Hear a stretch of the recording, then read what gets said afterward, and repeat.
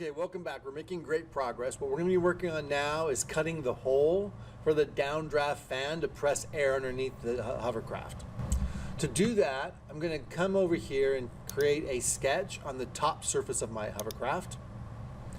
And this time, I'm going to actually, in the past, I've always put the hole in the front of the hovercraft.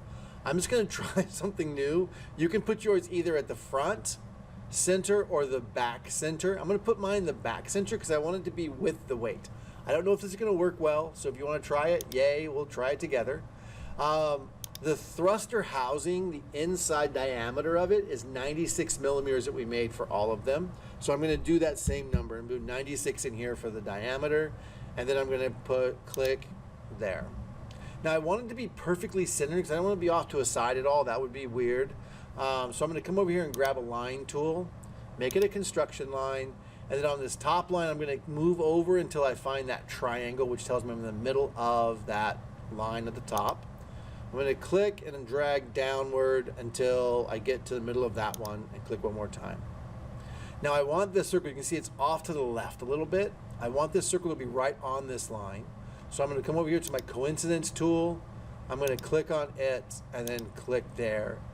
Or click on the middle of the circle and then click on the line I want it to go to, and it snaps it to be coincident, which means it lines up with it. I'm going to hit escape to leave the coincidence tool.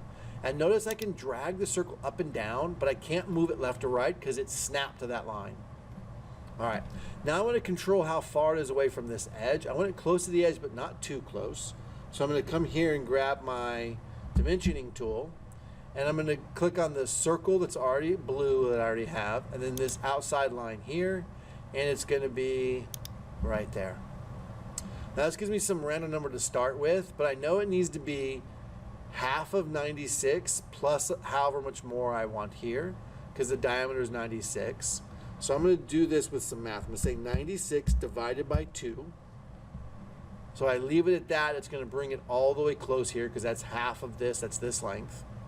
Plus, I want like 15 millimeters of gray space in here. And it did the math for me and found that that was supposed to be 63 from here. So that's half of 96 is this distance right in here. And then plus 15 is 15 more for that little distance there. So basically my hole is going to be 15 millimeters from the edge of the hovercraft, which is a good distance to use. All right, now I just need to extrude this and just cut a big hole in it. So I'm going to pull it all the way through, click here and change it to all on the distance, or extent type, all to all, and then click OK. And you can see we've got a nice hole now for our downdraft fan.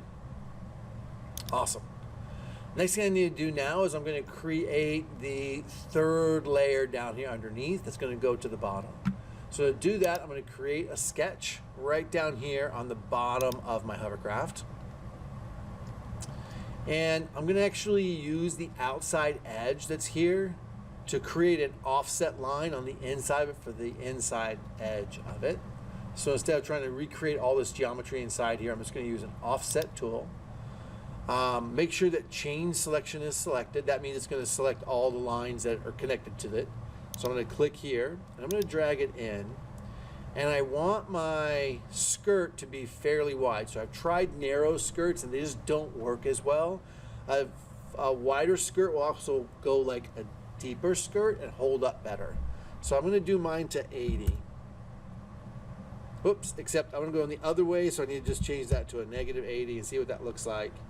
I think that looks pretty good. Let me check something real quick and I'll be right back. Okay, just checked my other one. I felt like this space was a little small in here. I had used 70 before and it worked well. If you want to try 80, great. Try 80, like we can always compare how things work out. I'm going to push enter here. So this is going to be the outside rim of it. I still want to have this space over here also cut around the circle. So I'm going to actually do an offset of this circle, and I'm going to bring it out maybe 15 millimeters like that. Now this piece is the piece that allows air to blow through to the underspace. So I need to cut away a bunch of this. So I'm going to put a bunch of rectangles all around this to try to cut away some of this space.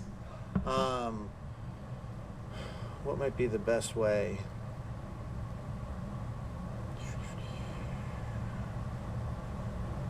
Yeah, I'm just gonna add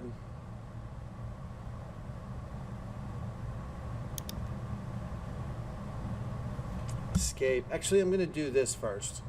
I want the outside edge of it to be at least 15 millimeters from the outside of it. I'm gonna do another offset from that same outside, and this time I'm gonna do it at -15. And that looks pretty good. And so this is my outside solid edge. I need to create some holes to cut through, so I'm just gonna do some lines in here. Do a line there. It doesn't really matter where you're doing them. I'm just gonna kind of randomly throw them in. If you want to just watch and kind of see how it turns out, I'm going to put them in a bunch of different places.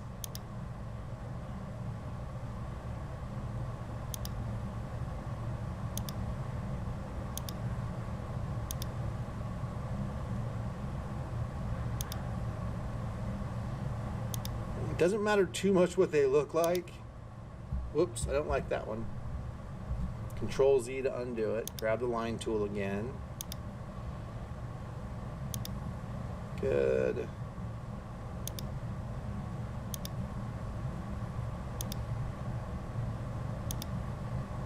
So if you notice, I'm putting every two lines, I'm putting them kind of close together.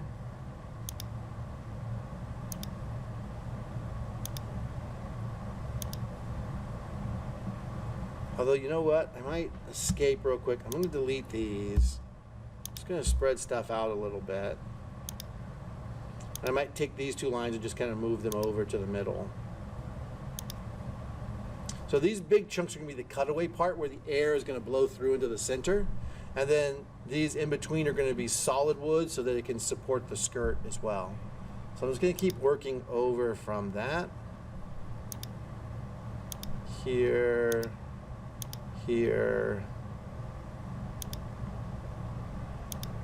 And now I'm going to try and kind of match it up to this side just to make it look better. And about here.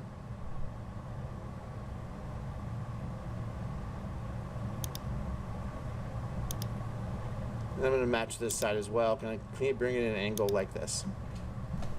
Awesome. Now I need to extrude this. It's really confusing what we're extruding here. What we're trying to do, I'll show you real quick, is we're going to extrude this piece, all of these circles, this space inside here, leave that open. Now every other space is being extruded.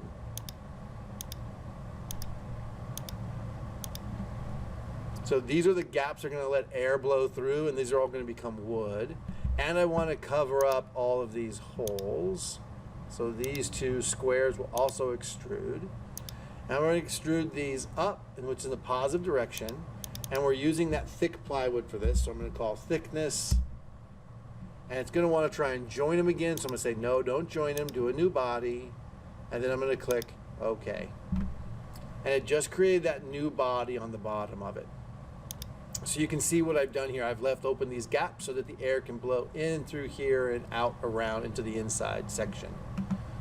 Now I still need one more layer of plywood to be the skirt, but we're going to actually attach the plastic onto, and it's going to sit right on this face.